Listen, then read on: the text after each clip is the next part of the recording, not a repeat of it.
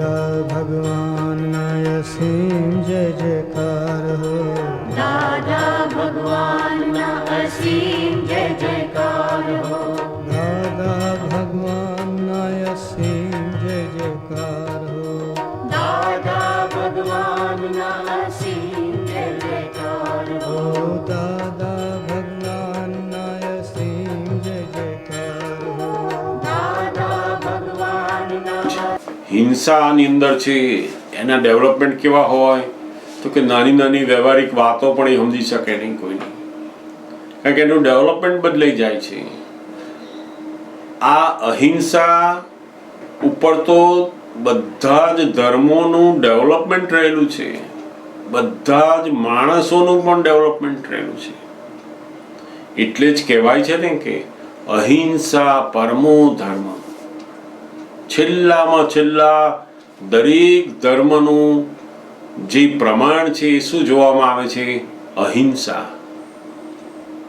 જે ધર્મની અંદર અહિંસાની જાગૃતિ વધારે એમ એ ધર્મ વધારે ડેવલપ ઊંચો કહેવાય.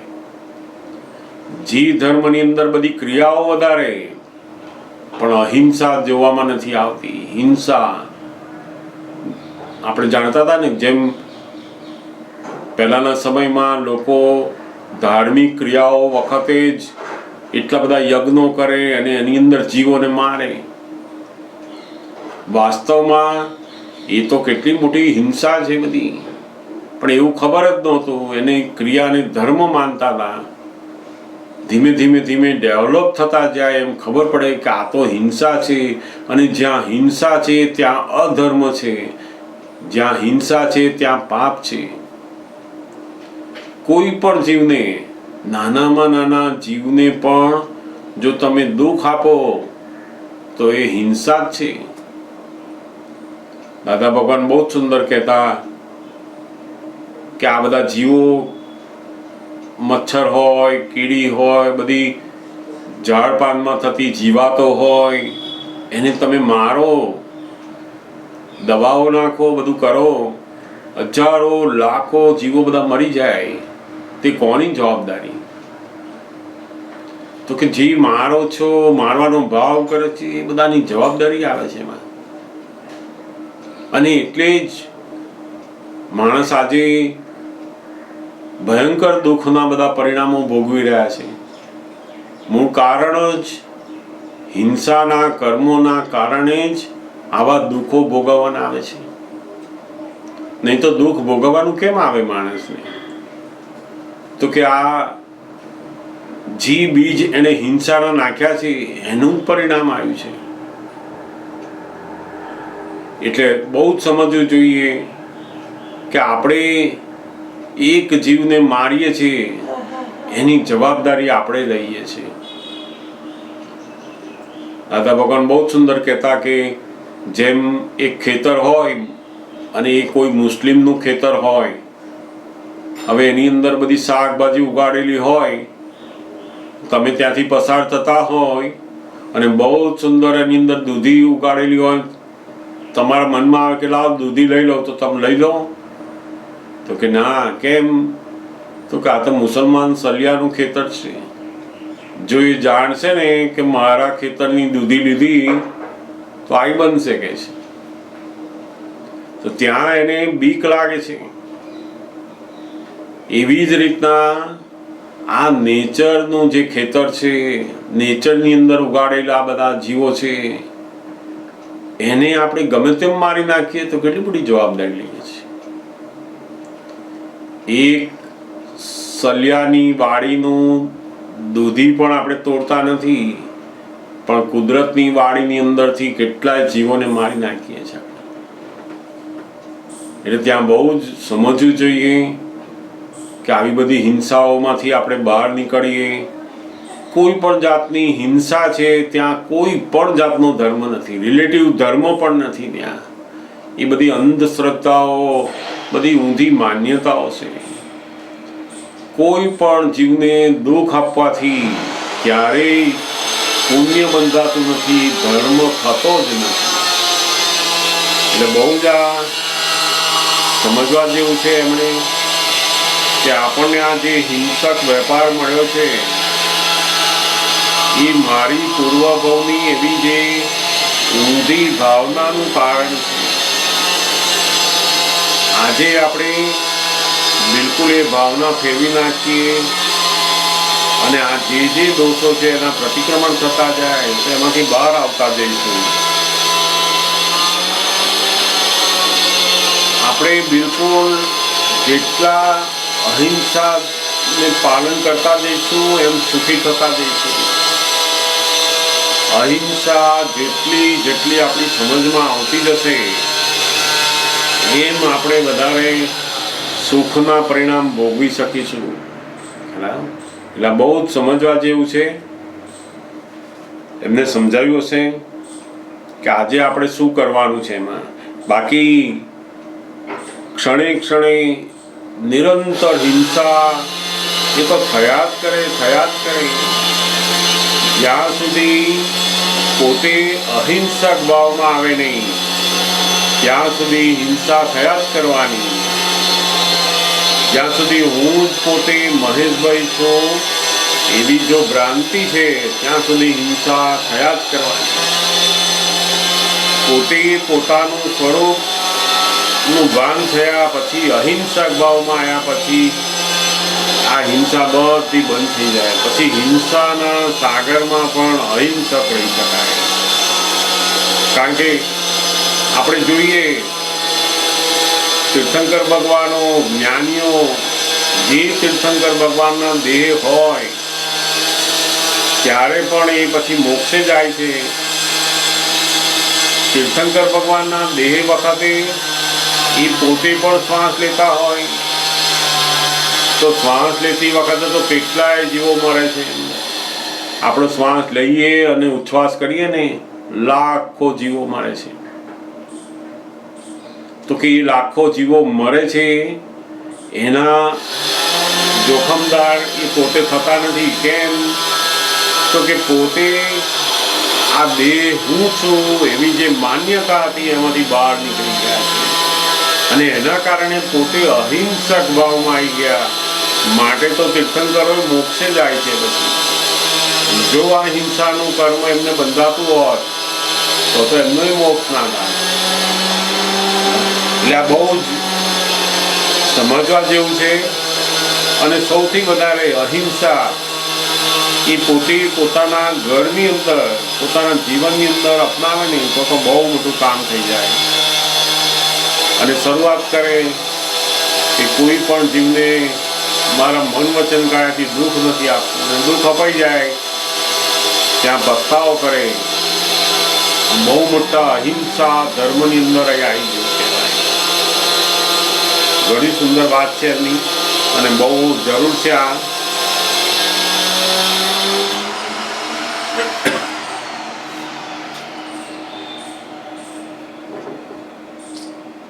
બીજો એક પ્રશ્ન એમનો જ છે. એમણે લખ્યું છે કે કોઈ સંત અહીંયા હોય અને બહુ જ અહિંસા પાડતા હોય છતાં તેમનું ખૂન થઈ જાય, એમને ગોળીબાર કરી દે. આટલા બધા અહિંસક વ્યક્તિનું પણ આવું કેમ બને છે?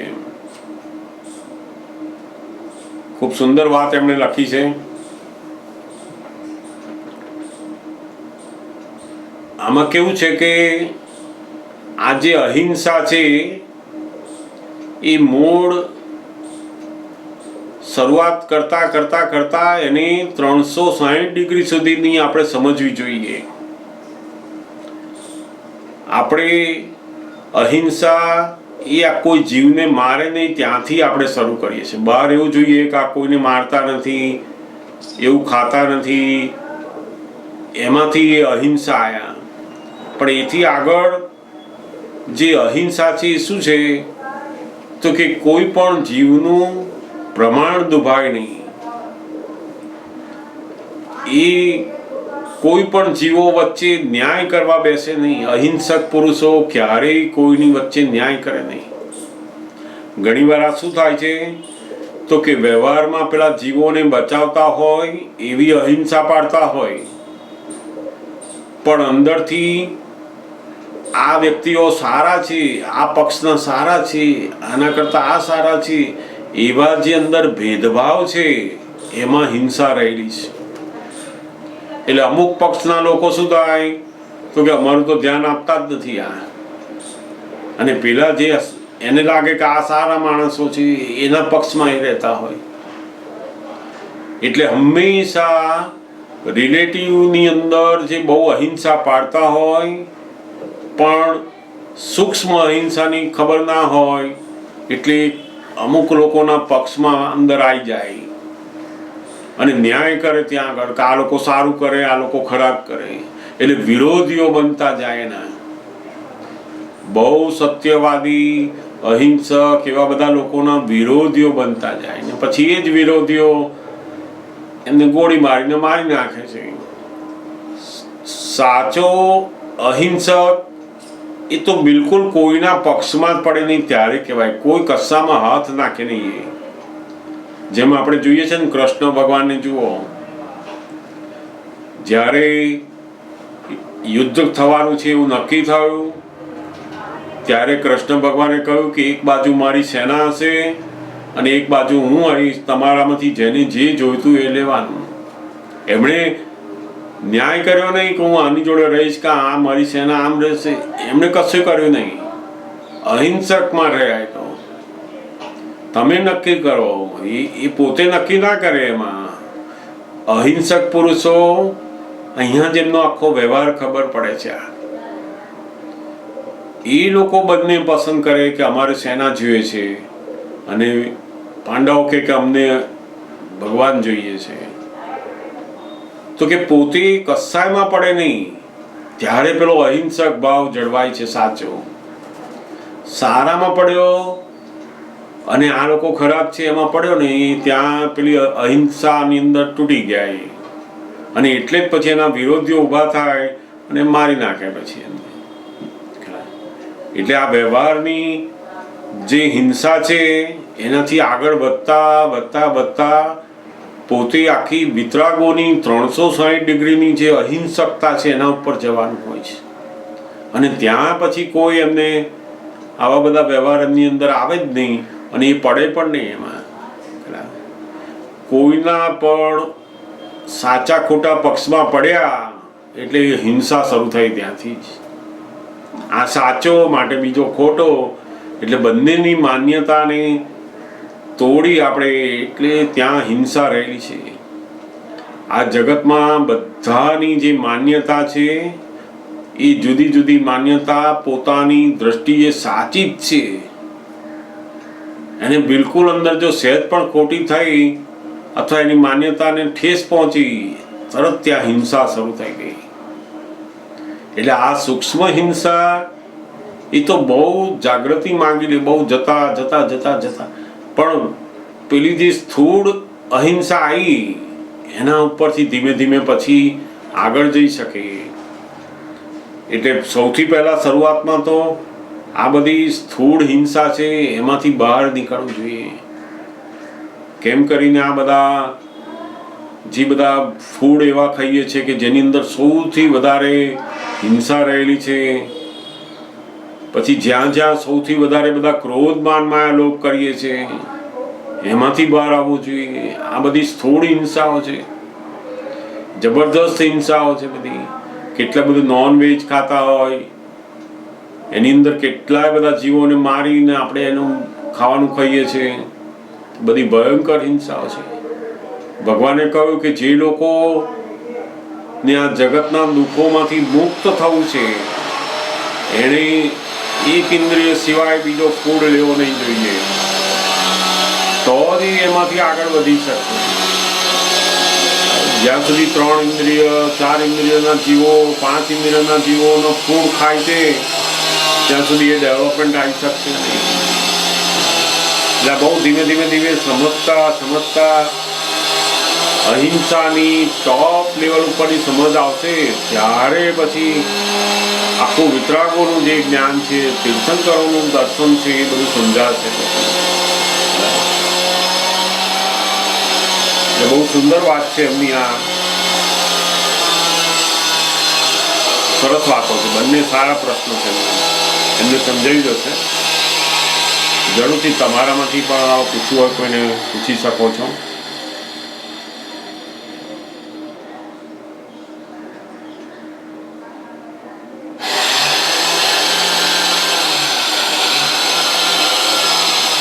હા, જય સચ્ચિદાનંદ. કૃષ્ણ ભગવાનને માંગ્યા તો એ લોકોને પહેલેથી અશોકભાઈ એવી ખબર પડી ગયેલી કે કેવી રીતે ને એ લોકોએ સેના ના લીધી એ કેવી રીતે ખબર પડી હતી? ના, એટલે આમાં કેવું છે કે પોતાનો જે અહંકાર છે ને એ અહંકાર એ બહારની બધી શક્તિઓને જુએ હંમેશા. અહંકારની પેલી પોઝિટિવ ભગવાનની શક્તિ એના વિશેનો ખ્યાલ જ ના આવે. જે અહંકારી હોય એનો આંધળાપણું કેવું હોય તો કે બહારનું બધું દેખાય, એ બહારનું બધું માંગે. કહો આટલું બધું સૈન્ય, આટલી બધી તોપ, બધું ઘોડાઓ, હાથી, આ બધું એને એ જ દેખાય, કારણ કે અહંકારી છે ને. એટલે અહંકારીને શેમાં શક્તિ લાગે તો બધી કે વસ્તુઓમાં, હથિયારોમાં, સૈનિકોમાં. અને ભગવાનની શક્તિ એને ક્યાંથી ખબર પડે? એટલે એ માગે જ નહીં. અહંકાર એ સંસારમાં એને આંધળાપણું એવું કરી નાખે ને કે એને સૂઝ પડે જ નહીં. અને એ જ વિનાશનું કારણ છે. ભગવાન એ જ કે ત્યાં આગળ કે એનો જે અહંકાર છે એ જ એનો વિનાશ કરે છે, કોઈ માણસ મારતું નથી. દાદા ભગવાને એ જ કહ્યું કે પોતાનો જ અહંકાર પોતાને દુઃખ આપે પણ ભાન થાય નહીં. જ્યાં સુધી એને ઓળખાણ થાય નહીં કે આ અહંકાર મારો દુઃખ આપે છે ત્યાં સુધી ખબર પડે જ નહીં. દરેક વ્યક્તિને પોતાનો જ અહંકાર એને દુઃખી કરી રહ્યો છે, પણ એને ખબર નહીં પડતો. અજ્ઞાનતાથી એવું માને છે કે મને આણે દુઃખ આપ્યું, આણે આવું કર્યું, આણે આવું બોલ્યો, એટલે ફરી પાછું એવું ઊંધા જ્ઞાનથી ચાલ્યા જ કરે. એટલે કૃષ્ણ ભગવાન તો બહુ મોટા કહેવાય ને કે વાસુદેવ ભગવાન. એ તો બિલકુલ હિંસામાં આવે નહીં કોઈ દિવસ. અહિંસક પુરુષો, નિરંતર અહિંસક ભાવના પુરુષો કહેવાય. એટલે એમણે તો જે કંઈ આટલો વ્યવહાર એમનો ભાગે આવ્યો એની અંદર પણ પોતે અહિંસક રીતે રહ્યા પાછા. પોતાનું કશું નક્કી નહીં કે હું આવું જ કરીશ એવું. એમણે તો એમની જે દ્રષ્ટિ છે, એમના વ્યૂ પોઈન્ટ છે, એ એમણે બધાની વચ્ચે મૂક્યા અને લોકો જે અનુસર્યા એ ખરું એમ. એટલે બહુ અહીંયા બતાવે છે કે આ કૃષ્ણ ભગવાન એ સંપૂર્ણ અહિંસક ભાવમાં હતા. એટલે ન્યાયમાં પડ્યા નહીં કોઈ દિવસ. આ સાચા અને ખોટા એવા ન્યાયમાં નહોતા પડ્યા. જો ન્યાયમાં હોત ને તો એ કહેત કૌરવોને કે અમને આટલો અડધો ભાગ આપવો જ પડે તમારે. પણ એમણે એવું નથી કહ્યું. એમણે તો છેલ્લામાં છેલ્લા એટલા આવ્યા કે તમે એમને ખાલી 5 ગામ આપો. એટલે સુધી એ સમાધાન કરતા કરતા કરતા આવેલા છે.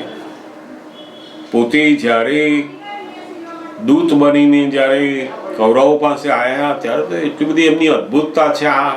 અને એ જો આપણને હવે આપણી દ્રષ્ટિથી, જ્ઞાન દ્રષ્ટિથી જોઈને આપણે સમજીએ ને તો સમજાય કે ઓહો અદ્ભુત આ ચરિત્ર છે એમનું. એટલે ભગવાન એ તો હંમેશા કોઈ ન્યાયમાં પડે નહીં, કારણ કે અહિંસક ભાવ વાળા છે. એમને આ સાચો અને ખોટો એવું ના પડે. એ તો બતાવે કે આવું કરવાથી આમ થાય, આવું કરશો તો આમ થશે. બસ તમે કહો એમ, તમે કહો એમ, ડિસિઝન તમે લો. એટલે બહુ મોટું આ એમનું પાત્ર છે. કૃષ્ણ ભગવાનને વાસુદેવ ભગવાન તરીકે સમજે ને તો બહુ મોટું આ ગીતાનું જે જ્ઞાન છે સમજાતું જાય. નહીં તો આપણે તો શું બધી લીલાઓ અને ભગવાનના બધા બાળપણના ભક્તિભાવના ભજનો એ બસ એમનું જ્ઞાન સ્વરૂપ વાસુદેવપણું, અહિંસક ભાવ વાળું પુરુષ શું, એ બધું જો સમજાય તો ખબર પડે કે ઓહો ગજબનું ચારિત્ર છે એમનું. સમજાય ને? આજના સમયમાં માણસો નિરંતર હિંસા કરી રહ્યા છે. કારણ કે આ કાળમાં સૌથી વધારે હિંસા કરાવનારી બુદ્ધિ ઉત્પન્ન થઈ છે. એ બુદ્ધિ એ માણસને એટલું બધું હાર્ડ રૌદ્ર ધ્યાન કરે, પૈસા કમાવાનું ધ્યાન, પોતે મોટા દેખાવાનું ધ્યાન, બધું એટલું બધું ચાલે છે કે નિરંતર હિંસા થઈ રહી છે. અને એ જ હિંસાનું પરિણામ એ બધા દુઃખો આવીને ઉભા રહે છે. આ જગતમાં કોઈ વાયરસે દુઃખ નથી આપતો, કોઈ દુઃખ આપતું નથી. તારા જ પોતાના હિસાબો તે જે હિંસા કરી છે એનું પરિણામ આવી રહ્યું છે. અને તોય જો સમજ નહીં પડી કે આ હિંસાનું પરિણામ છે, તો આવા તો અનેક જન્મો તમે ભોગવતા જ જશો. આ હિંસામાંથી બહાર નીકળવું છે. આ ભયંકર હિંસા, બધા હજારો જીવોને જીવતા તમે નાખીને શાક બનાવીને ખાઈ જાઓ છો. લાખો જીવો મરે છે. કેટલા બધા એક્સ ને આમ. જે લોકો પોતાના મા બાપ એ ફૂડ ખાતા હોય એ લોકો માટે છૂટ છે, પણ જેના મા બાપ આ ખાતા નથી, એમના દીકરા દીકરીઓ બધા પેઢીઓમાં એ ખાતા થઈ ગયા. ભયંકર હિંસા છે. તે પછી બુદ્ધિશાળી લોકોએ પાછા એમાં ભેદ પાડ્યા કે આ આટલા એક્સ જે આવે છે એમાં આની અંદર જીવ છે ને આમાં જીવ નથી કે છે. એવું બધું જુદું પાડીને લોકો મન ભાવે એમ રહેતા થયા. આ બધા પરિણામ છે. આટલી બધી જીવો હજારો તમે જુઓ, બધા ઢગલા બંધ બધા મરઘાઓ ભેગા કરીને કાપીને ખાય છે બધા. શું પરિણામ આવે એનું? મૂળ આ બધા માણસના હિંસાના જ પરિણામો આ દુઃખ રૂપે આવી રહ્યા છે. બીજું કશું જ છે નહીં. એટલે બહુ આ હિંસાથી બહાર નીકળવું જોઈએ કે નહીં, આપણને દુઃખ ગમતું નથી માટે કોઈ જીવને દુઃખ કેમ આપીએ. અને દાદા ભગવાને તો બહુ સરસ, જો તમને દરેક જીવ માત્રની અંદર પરમાત્મા છે એવું જો સમજ આવશે તો તમે દુઃખ જ કેવી રીતના આપી શકો એને. અને દુઃખ આપવા કરતા દુઃખ આપવાનો જે ભાવ છે ને એ કાઢી નાખો તો કોઈ પણ જીવને દુઃખ ના હોય. સૌથી મોટામાં મોટું જે ધર્મની ભાવના છે એ પહેલી આ છે કે દુઃખ ના હો કોઈ પણ. બધા જ ધર્મોનો સાર આવી ગયો. ફલાણા મંત્ર બોલવા, આ ક્રિયા કરવી, રોજ અવાર આમ ઉઠવું છે, એ તો બધું રોજ કરીએ છીએ. બાળકોને પણ આ શીખવાડો, દરેકને. આ બહુ સમજવા જેવું. દાદા ભગવાને આ જગતમાં બહુ જ મોટી ક્રાંતિ કરી છે આ બાબતે. બધા જ ધર્મોએ મંત્ર બોલતા શીખવાડ્યું, ગાતા શીખવાડ્યું, બધું ક્રિયાઓ કરતા શીખવાડ્યું. કોઈએ આ શીખવાડ્યું નહીં કે કોઈ પણ જીવને દુઃખ ના હોય ને ઘરથી શરૂ કરો. ભાવના શરૂ કરો. નથી હોતો કે આપણે કોઈને દુઃખ આપીએ છતાં આપણાથી બોલાઈ તો જાય જ છે. ભાવ નથી હોતો અંદર. ના, એ પછી જ્યાં બોલાઈ ગયા પછી પેલું પ્રતિક્રમણ કર્યું, પસ્તાવો કર્યો તો એનો ભાવ અકબંધ રહ્યો. આપણે ભાવ કર્યો અને ભાવ પ્રમાણે વર્તન નથી થતું માટે પ્રતિક્રમણ કરીએ, એટલે 100% થયા કહેવાય ભાવમાં. આ બંને રસ્તો આપ્યો એમણે. આપણે ભાવ કરવાનો અને ભાવ પ્રમાણે વર્તન ના થાય ત્યારે પેલો પસ્તાવો લેવાનો. આ બે કામ કર્યું એ જ સાચો ધર્મ. આપણી ક્રિયામાં લાવવાનું નથી, પણ એને સમજવું જોઈએ કે ક્રોધ કરવો એટલે શું, આ શું થાય છે એમાં. આ માનની અંદર, લોભની અંદર, એમાં ભયંકર હિંસા થઈ રહી છે. બધી વસ્તુઓના જાત જાતના લોભના કારણે સંગ્રહ કરવા એ હિંસા છે. પછી બધી વસ્તુ પડી રહે એટલે બધી જીવાતો થાય, બધું સાફ સફાઈ કરો, બધું મારો, દવાઓ નાખો. આ બધી હિંસા થવાથી એવું આવરણ આવે છે ને કે બધી સૂઝ ખીલતી નથી. પછી આ વ્યવહારની સૂઝે નાખી લે અને જ્ઞાનની એ નાખી લે. એટલે બહુ જેમ જેમ ડેવલપ થતો જાય, સમજણ પડતી જાય, પછી આખું બદલાતું જાય કે આ ના ખપે. આ કોઈ પણ જીવને દુઃખ થાય આપણને ફાવે નહીં, આપણને ગમે નહીં એવું હોવું અને પસ્તાવો લો ત્યાં તો બધું આ તો પોતાની બુદ્ધિથી પોતાની હાથ નીચે કામ કરનાર હોય ને બધું ટોક્કલ વગરનું તો બહુ ભયંકર હિંસા થઈ રહી છે આ બોલીએ એમાં. અને આવડત નથી, તને આટલું આવડતું નથી, તને સમજ પડતી નથી, એને ભયંકર હિંસા કરી રહ્યા છે. કોઈની પણ બિલીફ, કોઈની પણ સમજણ ને આપણે મારી નાખવી, તોડી નાખવી, ભયંકર હિંસા. એટલે એને કેવી રીતે કામ લેવું એ આપણે જોવું જોઈએ કે નહીં. એને થોડું ઓછું સમજાય છે, આપણે એને એવી સમજણ પાડો, એને એવું બતાવો કે જેથી કરીને સરસ રીતે કામ કરી શકે. પણ આપણો અહંકાર પેલો આનામાં અક્કલ નથી, તે હાથ નીચે હોય અને બોલ્યા કરે, પછી ભયંકર હિંસા કરી. સૌથી વધારે વાણીથી બધી હિંસાઓ. આ લોકોને બંદૂકથી મારવાનું હોય એ સારું કહેવાય. દાદા કે બંદૂકથી મારે તો પેલું મરે ને તેને દેખાય, ચપ્પાથી મારે તો દેખાય કે લોહી નીકળે છે.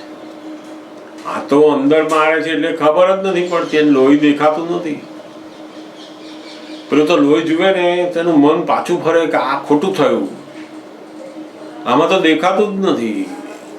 એટલે બિલકુલ આ બુદ્ધિપૂર્વકની જે હિંસાઓ છે ને એ તો ભયંકર પાપ કર્મ બંધાયેલી છે. એટલે દાદા કહે ને કે આ મોટા ભાગના લોકો આટલા અહીં દુઃખ તો ભોગવે છે ને હજુ આગળ બીજા દુઃખો ભોગવવાના. બધા કેટલી બધી હિંસાઓ, ખાવા પીવામાં, માણસ છેતરવામાં આટલી બધી હિંસાઓ લોકોની. પેકિંગ કરીને માલ કઈ કેટલું બધું છે, તને દવાઓમાં આટલું બધું. જે જગ્યાએ જાઓ ત્યાં ભયંકર બધી હિંસા. કેમ કરીને છેતરવું, કેમ કરીને છેતરવું. ત્યાં કુદરતના ન્યાયમાંથી કોઈ દિવસ બહાર જવાય નહીં. કુદરતનો જે ન્યાય છે એકદમ તમારો જ પડઘો, તમારું જ કરેલું તમને પાછું આવે છે. દુનિયામાં કોઈ દુઃખ આપતું નથી ને સુખે આપતું નથી, તમારું જ પડઘો પાછો આવે છે. અને આ બધા સિદ્ધાંતો જેમ જેમ આપણને સમજાશે એમ ખબર પડશે. હા બોલો.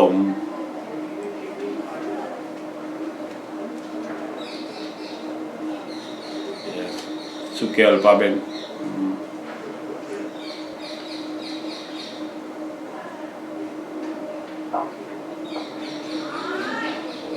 જય સચ્ચિદાનંદ. સંભળાય છે? હા, જય સચ્ચિદાનંદ. કહો, બોલો બોલો. મારો પ્રશ્ન છે ને સ્વચ્છંદ ઉપર છે.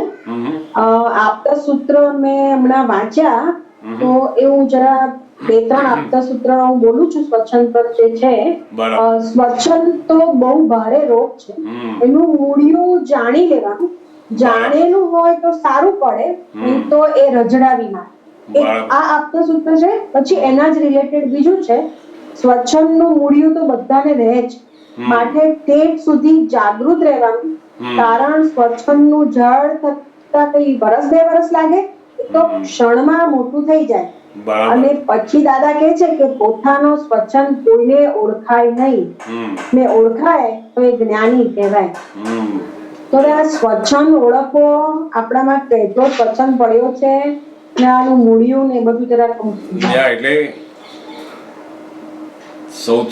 સૌથી આપણી જાગૃતિને ખલાસ કરનારું આ એક બહુ મોટું કારણ એમણે બતાવ્યું. સ્વચ્છંદ પોતાની સમજણે ચાલે એ બધો સ્વચ્છંદ કહેવાય. પોતાની સમજણે,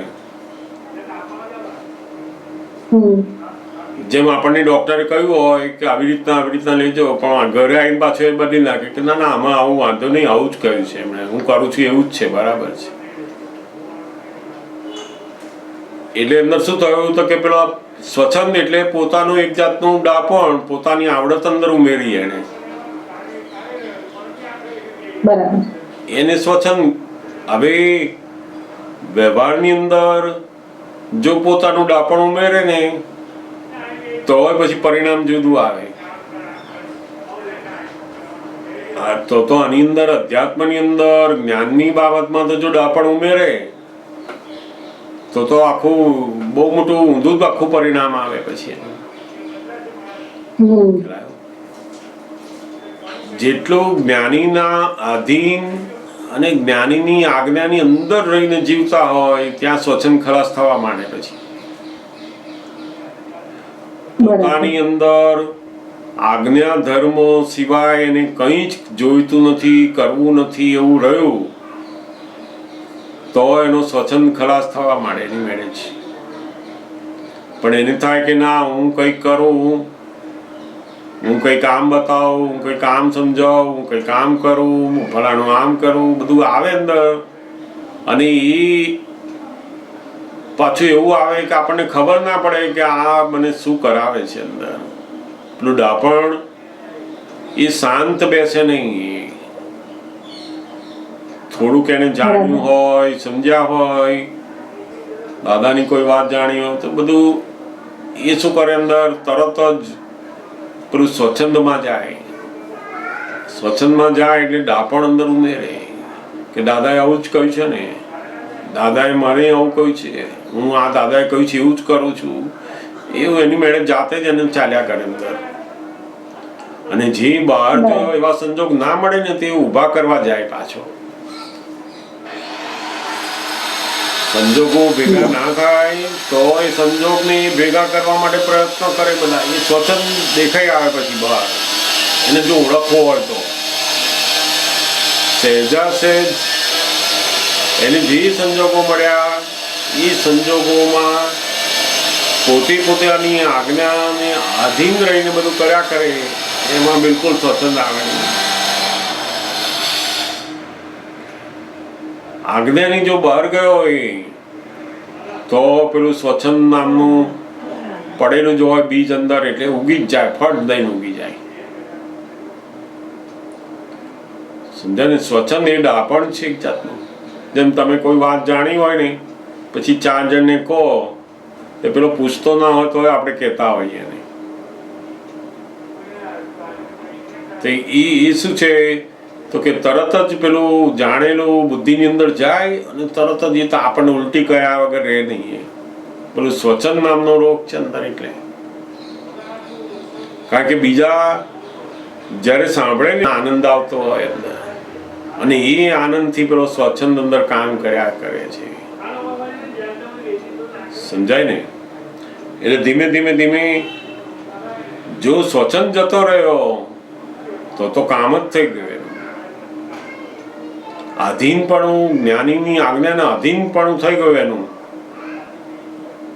તો જબરદસ્ત કામ થઈ ગયું. અને જેનું સ્વચ્છંદ રોકાઈ ગયો હોય તો આ કેવળ જ્ઞાન જ પામી ગયો એવું કહેવાય. પછી એને વચ્ચે આ રહ્યું નહીં આ કશું. કેવળ જ્ઞાનનો સૌથી બાધક કારણ આ સ્વચ્છંદ રહ્યું છે. જેનો સ્વચ્છંદ રોકાયો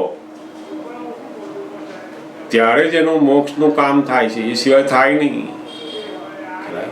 જેટલા લોકોને આત્મજ્ઞાન મળ્યું હોય અથવા તો જેટલા લોકો આત્મજ્ઞાન જાણવાની જિજ્ઞાસાવાળા હોય, બધાની અંદર સ્વચ્છંદ રોકાય તો જ કામ થાય. અને એના માટે જ ગુરુ છે, જ્ઞાની છે, અને જ્ઞાનીની આજ્ઞા છે. છેલ્લી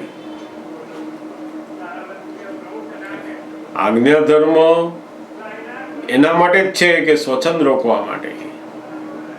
જ્ઞાનીનું આધીનપણું એ એમના આધીન થઈને જીવવા માટે નથી, નીચા રહીને જીવવા માટે નહીં, આપણને સ્વતંત્ર બનાવવા માટે, આ સ્વચ્છંદમાંથી બહાર કાઢવા માટેનું સાધન છે.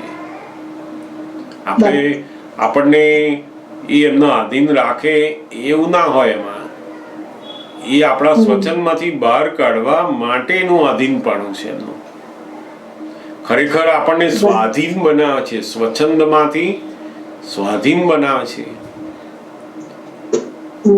જેમ એમણે કહ્યું કે જો તું આ વસ્તુ લઈને તારે આ જગ્યાએ જવાનું છે તો તું કઈ રીતે જઈશ, તો આપણે બતાવીએ કે હું આવા રસ્તે જઉં તો નજીક પડે.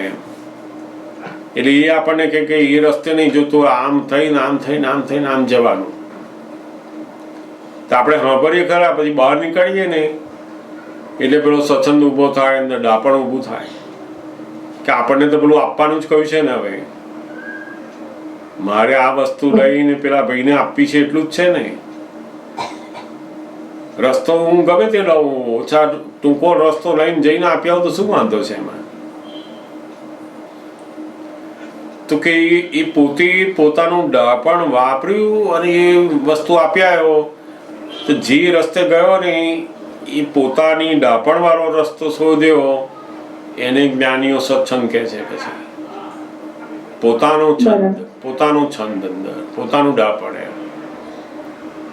દાદાએ એવું કહ્યું છે એવું આપણે માની અને પછી આપણે રહ્યા કરીએ, આપણે એવું જ વાત કરીએ, એ સ્વચ્છંદ આવી જાય ત્યાં. બહુ બહુ જ જાગૃતિ માંગે છે. જેની આજ્ઞા ધર્મ સિવાય પોતાની અંદર કોઈ પણ જાતની બીજી ઈચ્છા નથી, એ આ સ્વચ્છંદમાંથી બહાર નીકળી જાય. પછી જેને કંઈ પણ બીજું જોઈએ છે અંદર, એ પેલો સ્વચ્છંદ એને પાછું એ બાજુ લઈ જાય. એટલે આજ્ઞાની બહાર નીકળ્યા બધું સ્વચ્છંદ જ કહેવાય પૂરેપૂરો. અને તે પણ ઘણીવાર એવો સ્વચ્છંદ હોય કે એને પોતાને દેખાડે જ નહીં કે આ મારો સ્વચ્છંદ છે. એને તો એવું લાગે હું આજ્ઞામાં છું, બીજા બધા નથી, એવું દેખાય એને. એવું લાગે, બરાબર. એને એવું લાગે કે હું તો આજ્ઞામાં છું પણ બીજા નથી. અને એ જ સ્વચ્છંદ કહેવાય. બરાબર. એટલે બે ટાઈપના સ્વચ્છંદ થાય, એક વ્યવહારનો સ્વચ્છંદ, પોતાનું ધાર્યું કરવું, અને બીજું આજ્ઞામાં ના રહેવું, જ્ઞાનીને અધીન ના રહેવું, એ પણ એક સ્વચ્છંદ. એ બહુ મોટો પેલો વ્યવહારનો સ્વચ્છંદ તો આપણું વ્યવહારનું બગાડે એટલું જ. બાકી આ ખરો આપણું જે કલ્યાણ થવામાં સૌથી મોટું દોષ આ પેલું સ્વચ્છંદતાનો લીધે છે. એટલે એ સ્વચ્છંદ બહુ બહુ જ આપણું કલ્યાણ કરવામાં રોકે. જ્ઞાની મળે પછી પણ આ સ્વચ્છંદમાંથી બહાર નીકળવું બહુ અઘરું છે. એટલે એમના અધીન રાખે નહીં. એ ઘણી વાર એ કરે કે હું એ એમનો પ્રયોગ મૂકે, એ પોતે કહે કે ચાલ તું આવું કર એમ. અને એ વખતે જો આપણે એવું કર્યું તો આપણે પેલો સ્વચ્છંદ જતો રહ્યો ત્યાં.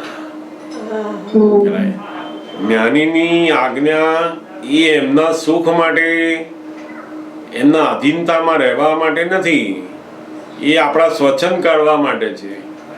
એમને શું શોખ હોય એવા? એમને 10 જણ એમની વાત માને તો એમને કશું શોખ ના હોય. એમને જોડે લાખ માણસ માને કે ના માને, એમને કોઈ શોખ હોય નહીં એવો. કારણ કે એ તો એની મેરેજ માનશે. એમનો જે સમય આવશે ને એ સમયની અંદર બધા જીવો એવા ઘર્ષણમાં આવશે, થિંકર થતા થતા થતા એની મેળે જે વિતરાગોની વાત માનવાની છે. મારી વાત છે જ ક્યાં એમાં? એ વિતરાગોની વાતો પર એની મેળે જગત આવતું જ જશે, આવતું જ જશે. એટલે એમને તો એવી કોઈ લેવા દેવા જ ના હોય. પેલા સ્વચ્છંદ વાળાને બધી પડી હોય. સ્વચ્છંદ વાળાને તો એક પ્રોગ્રામ ના ગોઠવાય તોય તકલીફ, 5 માણસ ઓછા થાય તોય તકલીફ, સાંભળનાર વધી જાય તોય એને મજા આવે. એની જુદું આખું. પેલું સ્વચ્છંદ ડાપણ વાળી વસ્તુ અંદર પડેલી છે એટલે બધું ચાલ્યા જ કરે, ચાલ્યા જ કરે. બહુ બહુ જ આજ્ઞા સિવાયની અંદર જે બધું અંદર ઊભું થાય પેલું સ્વચ્છંદ વાળું ઊભું થઈ જાય મૂળ્યું એવું છે. અને એ સ્વચ્છંદની જે વાણી છે બધી એ બહુ કસાયિક વાણી હોય, કસાય વાળી વાણી. કશું કામ લાગે નહીં આપણને, કશું કામ થાય નહીં.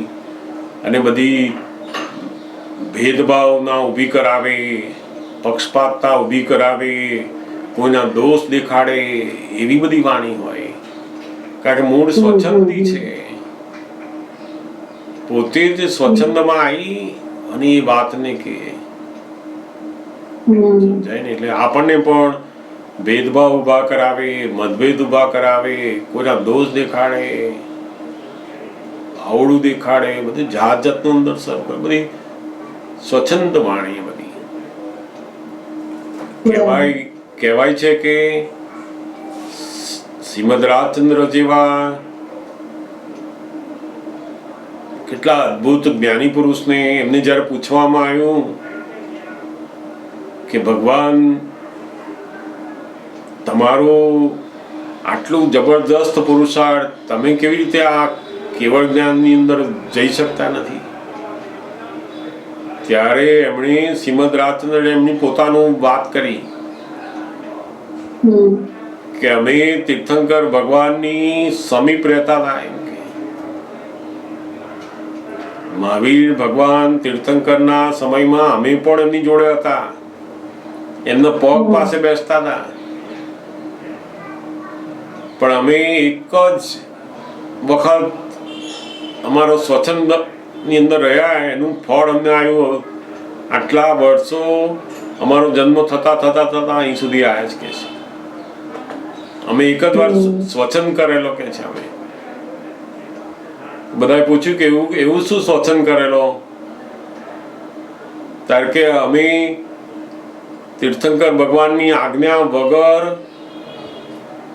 લઘુ શંકા કરવા માટે ગયેલા. તો વિચાર કરો એ શું કહે છે આપણને? આપણે તો નિરંતર સ્વચ્છંદમાં જ છે એવું લાગે ને. આટલા નાના વસ્તુને, જે વ્યવહારની વસ્તુને પણ એ સ્વચ્છંદ ગણે છે ને, એનાથી પતન થયું આ બધું કે અમે અહીં સુધી આવ્યા છે તારે. એટલે તો હવે આપણે વિચાર કરીએ કે આપણને જ્ઞાની મળ્યા એટલે આપણે તો એવું માને કહો બધું થઈ ગયું આપણે તો. અને એમાં કેટલો સ્વચ્છંદ છે શું તે ખબર જ ના પડે. તો હા, એ ખબર જ નથી પડતી. અને એટલે જ શ્રીમદ રાજચંદ્રનું જ કદાચ એ વાક્ય છે દાદાના મોઢે એમની વાણીમાં સાંભળ્યું કે રોકે જીવ સ્વચ્છંદ પાવે અવશ્ય મોક્ષ.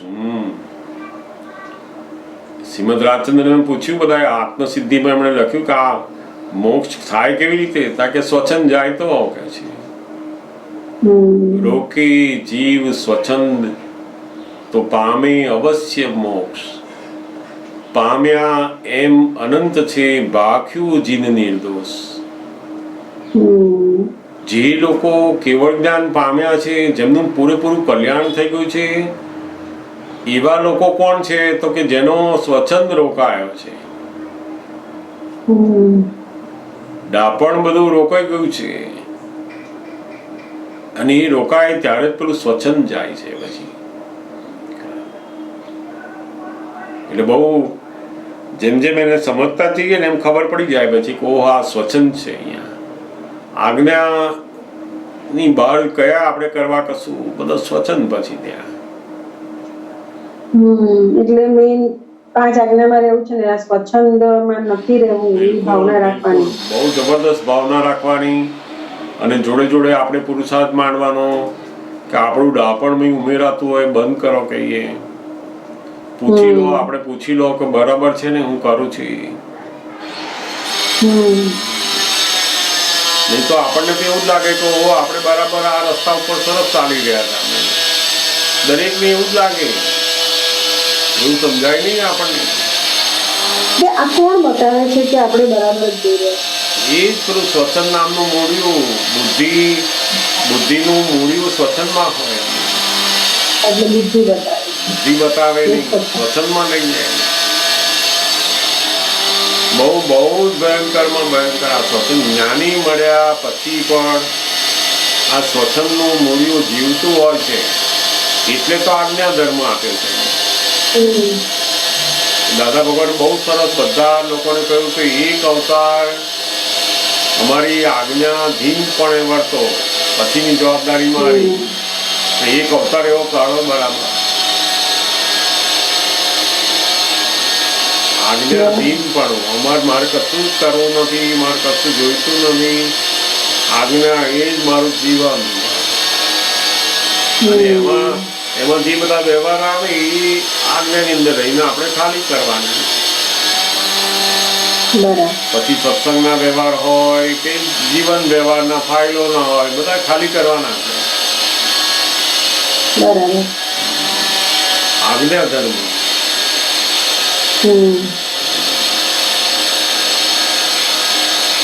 એટલે બહુ આ કલ્યાણ કરવા માટે પોતાની સૌથી મોટી જાગૃતિ આમાં શ્વસન ઘૂસે નહીં એ બહુ ધ્યાન રાખવું જોઈએ. અને તે પણ સૌથી વધારે ક્યાં ઘૂસે? જ્યાં નજીકતા બહુ આવે ને એવા લોકોને જ ઘૂસે. આ જેમ તીર્થંકર ભગવાન, મહાવીર ભગવાનની નજીક રહેતા હોય એને વધારે ઘૂસી જાય. દૂરવાળા કરતા પેલા નજીકને વધારે ઘૂસે કે આપણામાં સમજ છે, આપણને આવડે છે, આપણે સમજી ગયા છે, એ પેલું ડાપણમાં ઘૂસી જાય. સમજાય ને?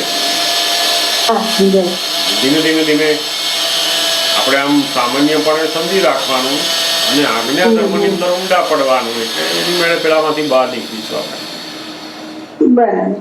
દાદા ભગવાન જુઓ ને કેવા છે, કેટલા બધા એમણે તો એમની અંદર આટલું બધું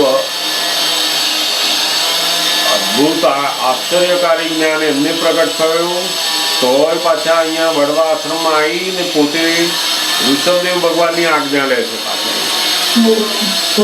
બોલે એમનું તો કેવું કહેવાય, એટલું બધું સ્વચ્છંદપણું સહેજે રાખતા નથી અંદર, મન થઈ ગયું છે. અને સ્વચ્છંદ એ નરી વાણીથી દેખાતો જ જાય. જો જોવું તો બહુ દેખાય એવો છે. અમે આમ કહીએ છીએ, અમે આમ કહીએ છીએ, વાણીમાં જ અમે અમે થયા કરે, સ્વચ્છંદ ન રહે. જ્ઞાની આવું કહ્યું છે, જ્ઞાની આવું કહે છે, હું સમજુ છું અને તમારે સમજવાનું, ક્યાં સ્વચ્છંદ જતો રહે? એ તો નરો સ્વચ્છંદ હું સમજી ગયો તો તમને સમજાવું છું, ત્યાં સમજી ગયો એ તારો સ્વચ્છંદ કહેવાય. હું સમજુ છું, દાદા ભગવાન આવું કહે છે ને આપણે સમજીએ છીએ, આવો ત્યાં સ્વચ્છંદ જતો રહે. દાદાના અધીન, આજ્ઞાને અધીન જે રહ્યા સ્વચ્છંદમાંથી બહાર નીકળી જશે. નહીં તો દાદા કહે ને કે તું સહેજ મારાથી મોટો થયો કે અમે પછી છોડી દઈએ, કહો જા તારે, તું તારે. જેમ બાળક ને એની મધર ક્યાં સુધી ઉચકે, પેલો નીચે આમ પગ મૂકતો થાય ને દોડતો થાય ને એટલે મધર છોડ દે, જા કે છે. એની બાળકની એની મધર છોડી દે છે ને એવી રીતના જ્ઞાની પણ જુએ કે આનો અહંકાર મોટો થયો છોડી દે. એની મેળે એ અહંકારના બધા પરિણામો ભોગવશે ને પછી એને ખબર પડશે, છોડી દે જ્ઞાની તો. અને દાદા ભગવાન તો બહુ અદ્ભુત ખટપટિયા હતા, એટલે કોક વખત એ આપણને ખટપટ કરે. આપણને પેલા જો વિતરાગ મળ્યા હોય ને તો બોલે તો જ નહીં. આ તો ખટપટિયા વિતરાગ, એટલે આપણને ખટપટ કરી કે આ તારો સ્વચ્છંદ છે, અહીંથી બહાર કાઢતું, આમાંથી હું કહું એમ કર અહીંયા. પણ જો આપણે આધીન થઈએ તો પાછા, નહીં તો એ ના કે પછી.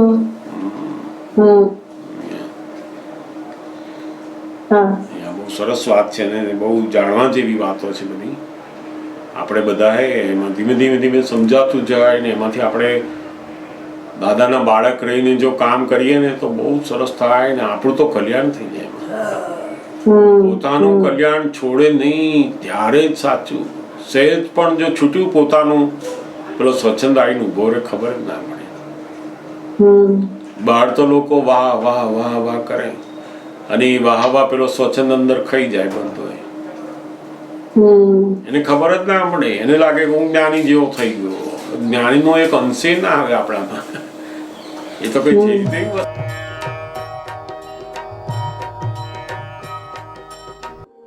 Thanks for watching.